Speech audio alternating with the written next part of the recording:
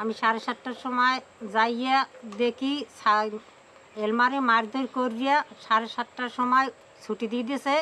আমি দৌড়ে গিয়েছি, কান্দন শুনছি। আমি কান্দন শুনে কই আমার কান্দন জানি কেটে স্কুলে। এবার এক মহিলা কয় না না কান্দন, আমি হয় কান্দন শুনছি। আমি এই দৌড়ে গিয়েছি, দৌড়ে যাবার পর কান্দ অফ হয়ে গেছে। অফ হয়ে গেছে মতো আমি দিই সব গুঁড়োগাড়া যাইতে আছে। এবার আমি কইতেছি তোর আইসো আমার এলমা কই? কয় আপনার এলমা আছে পিছনে। আমি পিছনে যাই দিই, ওই বমি দিয়ে তাল কাছটা লাগে এলাম দিয়ে রয়েছে। এবার আমি কই গেদু কী খাবো? কয় বাবু আমার এইরম পিডেইয়া আমার আঙ্গুল উঙ্গুল ব্যথা বানিয়ে গেলাইছে। আমি কইতে হলে কেমন হুজুর হাত ভেঙে গেলাইছে তোমার? আমার ছুটি দেবার আগে মাস্টার আমি আবার ছুটি দিয়েছে কেমন কথা? এই কইছে মতো আমি মনির হুজুর দরজা তামে গেছি লইয়ে নাতি। হেবে একটা কুত্তে পড়ছে, আমি হ্যাঁ ডাকাডাকি করছি, হেরা কিন্তু বাইরে না। এই না বাইরে না, আমি ফেরত এখন ভাই বাবুলাক যে ছাত্র, সেই ছাত্রক দাঁড়াইছি। কই কী খবর?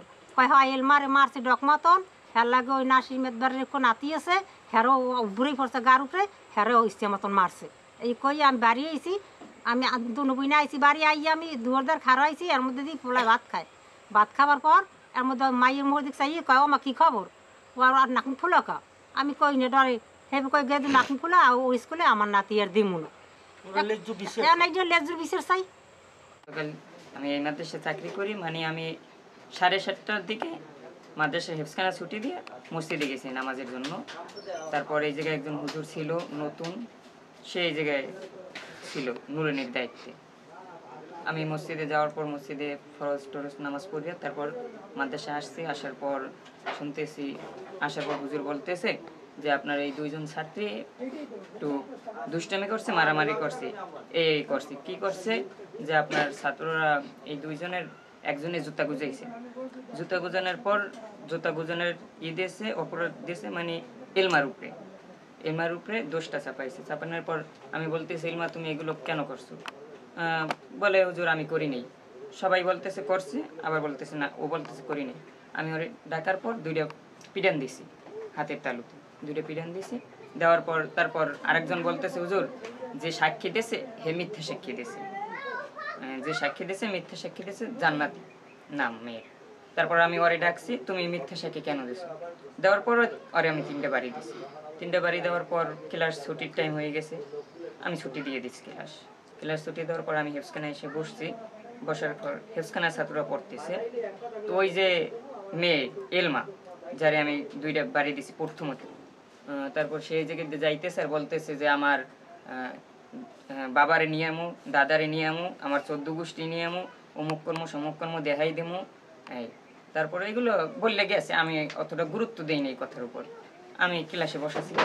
তারপর এই মাদ্রাসা পরিচালক সাহেব আসছে। আসার পর আমার জিজ্ঞেস করতেছে যে হুজুর ইলমারে কে মারছে?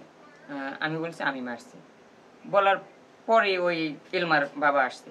আসার পর মাদ্রাসার ভিতরে ঢুকে আমার জিজ্ঞেস করতেছে যে ইলমারে কেডা মারছে?